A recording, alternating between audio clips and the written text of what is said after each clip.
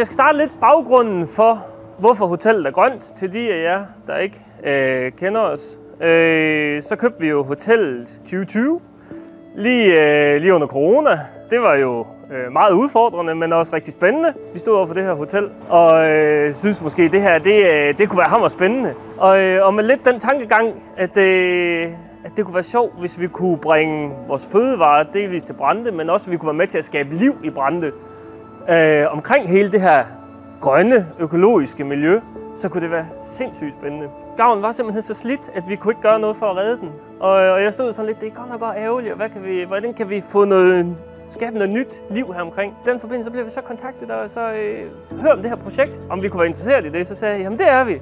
Jamen hvad har I af planen med Gavlen? Så, jamen, vi har ikke nogen plan. Det eneste der er, det er, at den skal være grøn. Og jeg synes jo hele symbolikken i det her, nu har jeg fået at vide flere gange, jeg må ikke kalde det palmer, det hedder en philodendron. At hele symbolikken i det her, at hvis ikke vi passer på her, hvor vi er, så er det sådan nogle planter, der lige pludselig gror her i det her område. Den synes jeg bare, det var enormt god, fordi det binder bare ind i alt, hvad vi står for. Og samtidig med, at vi går ind i det her hotelprojekt for at give liv til byen og give noget tilbage, hvis man kan sige det sådan. At vi så binder hele byen sammen i, at det er strikkede lapper. Det giver bare enormt god mening for os.